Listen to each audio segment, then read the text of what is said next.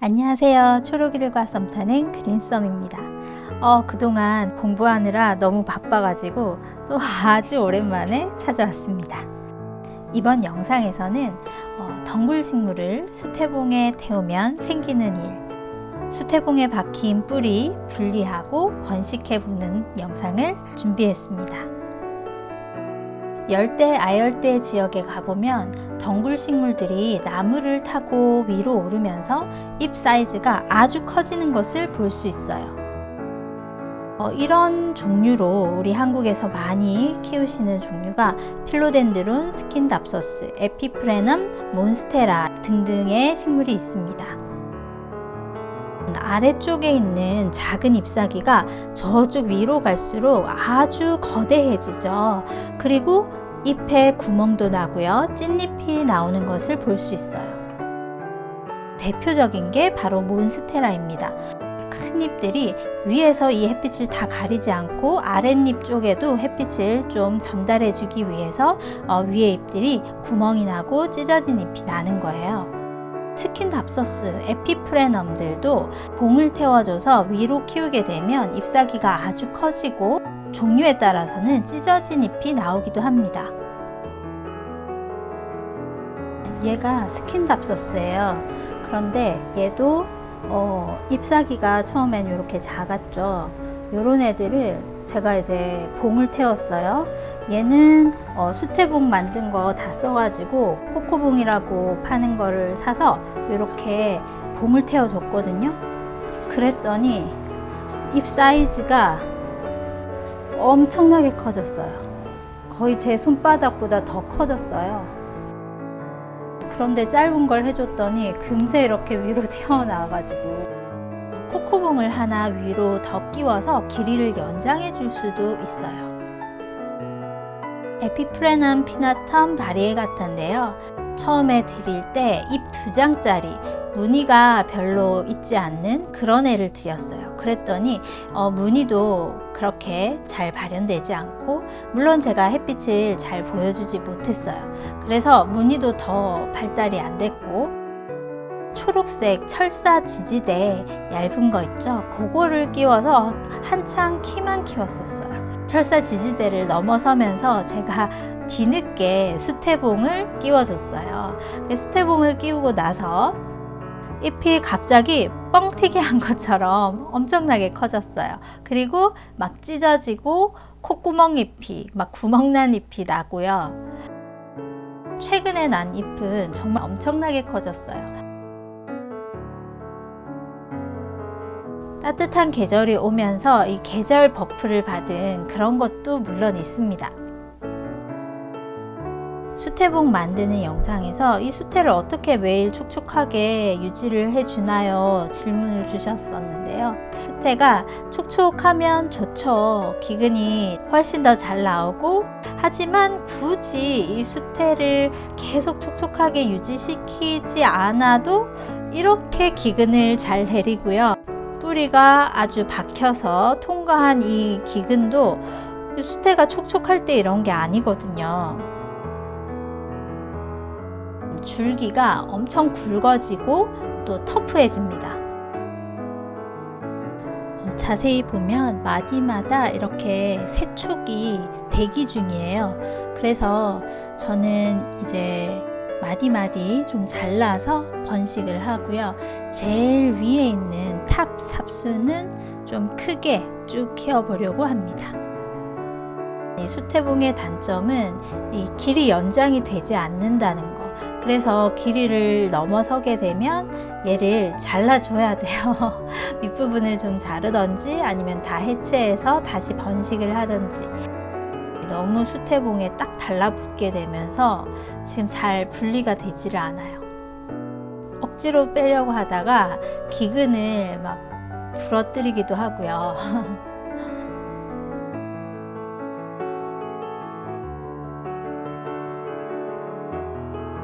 이렇게 뿌리가 수태봉을 파고들어서 통과를 한 경우에는 이렇게 마대를 감았잖아요. 이 마대만 가위로 좀 잘라주시면 뿌리 분리하기는 그렇게 어렵지 않아요.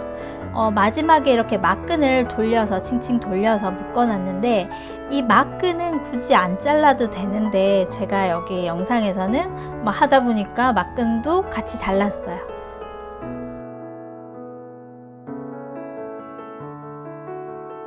얘는 그냥 이대로 놔두고 또 세잎을 받아보려고 합니다. 그리고 여기에 있었던 아주 긴 수태봉은 아까 그 엔젤 스킨에다가 끼워줬습니다. 이렇게 마대가 좀 잘리고 막근도 좀 잘렸지만 별로 쓰는데 전혀 문제가 없어요. 그대로 쓸 수 있어요. 수많은 삽수들이 생겼습니다. 이렇게 잎 사이즈가 좀 작은 삽수들은 새 잎이 나도 좀 작게 나요. 스킨답서스 물꽂이로 뿌리 내려서 흙에 심는 것처럼 얘도 물꽂이를 하시면 돼요. 물꽂이 말고 다른 용토를 가지고 삽목을 하셔도 물론 됩니다.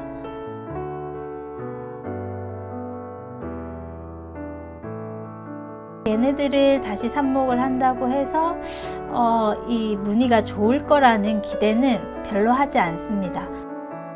이런 몽둥이도 물론 번식이 가능하거든요. 자세히 보면 이 옆에 마디에 새 촉이 하나 대기하고 있어요. 이 촉이 이제 올라와서 또 새로운 가지가 되는 거죠. 보통 이렇게 몽둥이만 있는 경우는 저는 수태마리를 합니다. 촉촉한 수태에다가 이렇게 파묻어 놓으면 얘가 또 뿌리가 잘 나오고 촉도 올라오더라고요. 얘는 필로덴드론 스플렌디드입니다. 필로덴드론 베루코썸이란 종이랑 멜라노크리썸이란 종을 교배해서 이제 하이브리드 종으로 탄생한 거죠. 수태봉이 없어서 코코봉을 세워줬는데요. 아무래도 이 기근이 발달을 하는 것은 코코봉보다는 수태봉이 낫더라고요. 보통 이런 덩굴 식물들은 마디마다 기근이 나오고 마디마다 이제 새 촉이 대기하고 있는데요. 제가 아랫부분에 촉촉한 수태를 감아서 랩으로 감싸놨어요. 랩으로 감은 이유는 수분이 금세 날아가지 않도록 싼 거고요. 이제 좀 마르겠다 싶을 즈음에 여기에 이제 분무를 해주면 또 금세 촉촉해져요. 그래서 촉촉한 상태를 계속 유지하다 보니까 이 밑에서 난리가 났습니다. 마디마다 대기 중인 그 겨순들이 마구 다 튀어나왔고요. 그리고 기근도 이 안에 꽤 많이 나왔을 것 같아요. 이런 상태를 만든 후에 이제 마디를 잘라서 번식을 하게 되면 시간이 단축되는 거죠.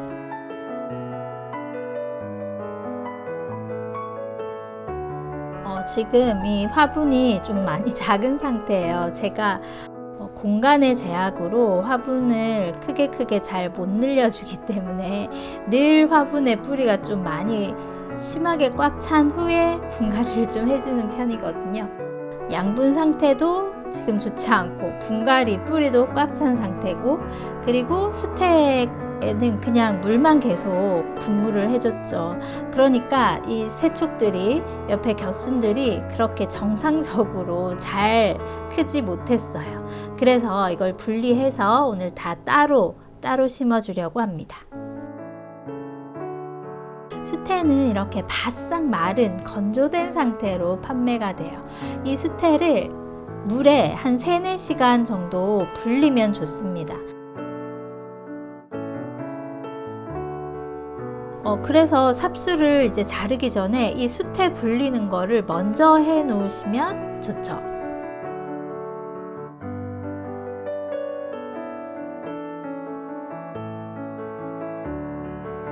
얘를 그냥 이렇게 쓰는 게 아니라 주먹으로 이렇게 물기를 꼭 짜주셔야 돼요.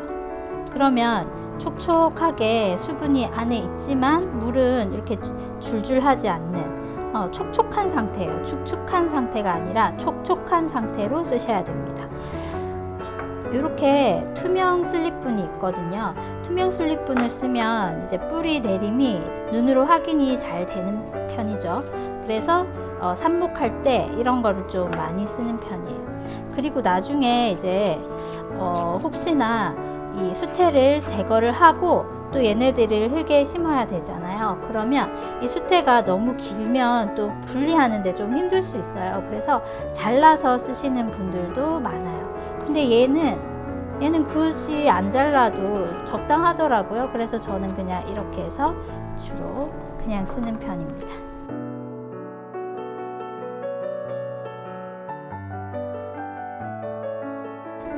너무 성글게 수태를 넣으면 이 안에 금방 습도가 날아가 버려요. 수태가 금방 마르더라고요. 그래서 약간은 이렇게 꼭꼭 밀어주는 편입니다.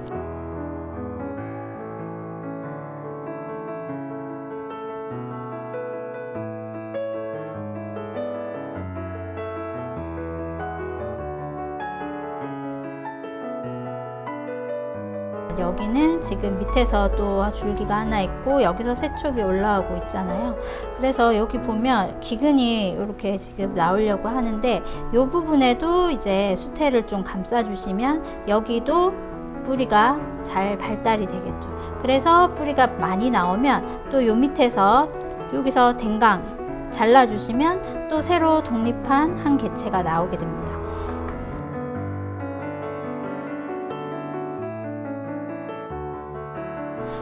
이렇게 해가지고 이제 온실 같은 환경, 좀 따뜻하고 습도가 높은, 그리고 햇빛은 반음지 정도로, 뿌리가 없으니까 햇빛이 강한 곳에 두면 얘네들이 금방 시들어서 죽겠죠. 그리고 너무 건조한 곳에 두어도 또 안 되겠고요. 그래서 적절한 온도와 습도를 유지시켜 주고 이 수태가 마르지 않도록 적절히 말라갈 때쯤 스프레이를 좀 해주시면 좋아요.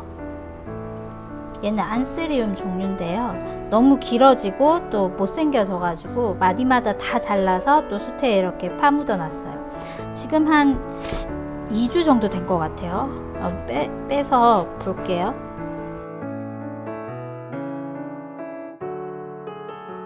이렇게 한 마디씩 제가 삽목을 했었어요.